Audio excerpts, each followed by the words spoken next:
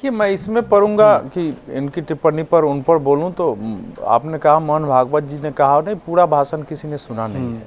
हाँ, न भाषण का संदर्भ है, 2 भाषण उनके हुए हैं और वो हाँ मोटा मोटी आया, लेकिन वो पूरा भाषण ध्यान से देखने की है कि उसमें वो किस विषय पर बोल रहे हैं। पहली बात तो यह है कि अब मैं इसमें अगर पढ़ जाऊं कि जो कुछ संभल में है उसमें सच्चाई नहीं है और चोरी हो रही थी बिजली, एक सांसद, वो तो ठीक है, लेकिन आज तक आपने नहीं ढूंढा उसको तो आपकी ही गलती है। आज तक आपने मंदिर पहले से था, आपने क्यों नहीं निकलवाया तो आप ही की गलती है। यही नैरेटिव से तो मारपीट तक की स्थिति पहुंची है भाई, कि सच्चाई को, कि जो लोग हिंसा करने आए सर्वे पर और पत्थर चला रहे हैं, तैयार पत्थर आए हैं, अलग अलग जगह से लोग लाए गए, वो तो गलत नहीं, उस पर कुछ नहीं बोलेंगे, लेकिन जो 5 लोग मारे गए केवल वही गलत है। तो ये जो भाव है ना, इसमें पढ़ने से ही सारी समस्या पैदा होती है कि हम जरा कई बार निकल के सच्चाई जब तक नहीं बोलेंगे ना, किसी का निदान नहीं हो सकता है। फैक्ट नंबर 1, इस देश में हजारों मंदिरें तोड़ी गई, मस्जिद बनाए गए, ध्वस्त किए गए और बहुत सारे, ये तो आप जब जामा मस्जिद का हिस्ट्री पढ़ेंगे तो उसमें तो बहुत साफ है कि जो जोधपुर से वहाँ मंदिर तोड़ करके वो लाया है और वो पेश कर रहा है कि इतने हीरा जवाहरात मूर्ति लेके आए हैं औरंगजेब के यहाँ। औरंगजेब कहता है कि ये सब रखो और इसको ले जाके जामा मस्जिद की सीढ़ियों में लगाओ ताकि जो नमाजी जाए ना, इस बूथ को रौंदते हुए जाए। ये एक फैक्ट रहा है और ऐसे ही हुआ है। और संभल हमारे धर्म शास्त्रों में एक बड़े तीर्थ स्थल के रूप में माना जाता रहा है। तो जितने धर्म शास्त्रों में वहाँ के मंदिर का विवरण है, कूपों का, वो कहीं तो होना चाहिए। तो उसको नष्ट तो किया गया, और किस भाव से नष्ट किया गया होगा? अगर कोई मस्जिद नष्ट किया गया है तो बताइए। तो इसलिए फैक्ट को अगर नकारेंगे तो आप समाधान नहीं करेंगे। अब उसका प्रश्न है कि क्या अब आज सारे चीजों को ढूंढ के उस रूप में निकाला जाए, नहीं निकाला जाए। ये एक बड़ा प्रश्न देश के सामने है, क्योंकि मुस्लिम समस्या जो हमारे देश में है उसका समाधान हुआ ही नहीं। अम्बेडकर जी का भी एक बड़ा विचार था मुस्लिम समस्या को लेकर।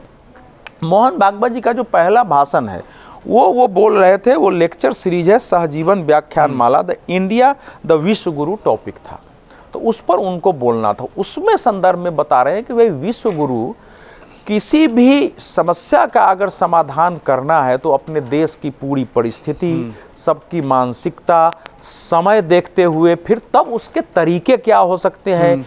एक काल में कोई परिस्थिति थी उसी को आज मनाया जाए, ये नहीं हो सकता है। ये उनका मुख्य था। वो नहीं कह रहे हैं कि हाँ ये, और ये सच है कि पिछले कुछ वर्षों में चूंकि भारत के अंदर लंबे समय तक हिंदू समाज अपने को, कुछ बुद्धिजीवियों को छोड़ दीजिए, एक्टिविस्टों को, तो आम लोग अपने को दमित महसूस किया है कि भाई हमारे साथ जो 1000 वर्षों तक अन्याय हुआ, आज़ादी के बाद भी हो रहा है। पार्टियां जो है सच्चर आयोग बनाती है, फलाना करती है, तो वो एक गुस्सा रहा है। कुछ लोगों ने बजाबता, चाहे यूट्यूब के माध्यम से हो, ऐसे ऐसे विषय उठा करके और नेता बनने की कोशिश नहीं की है। कुछ सर्टेन पार्ट में नेता बन गए हैं जिनके पास गाड़ियां नहीं थी, वो गाड़ी पर चल रहे हैं, प्लेन से चल रहे हैं, यूट्यूब से करोड़ों की आमदनी हो रही है, उनके भाषण कराए जा रहे हैं केवल मुसलमान के खिलाफ बोल बोल के। हिंदू तो उनको पता भी नहीं है। ऐसे लोग मुकदमे लेके जा रहे हैं। जो जामा मस्जिद का मुकदमा है, अब मैंने भी ये जो आप बात कर रहे हैं ना, मैंने अभी लगभग 2.5 सप्ताह पहले मैंने एक लेख लिखा था मोहन भागवत जी के वक्तव्य को देखते हुए भी, कि क्या देश इसके लिए तैयार है कि इस समय एक साथ हम सारे मस्जिदों का मामला उठा दें और जो उथल पुथल हो, जो लोग मुकदमे लेके जा रहे हैं, इनकी हैसियत है कि उसको संभाल लेंगे? क्या स्वयं हिंदू समाज की या गैर मुस्लिम समाज की इसके लिए तैयारी है कि जो कुछ होगा, हिंसा हो सकती है, विरोध हो सकता है, उसको हम झेल सके?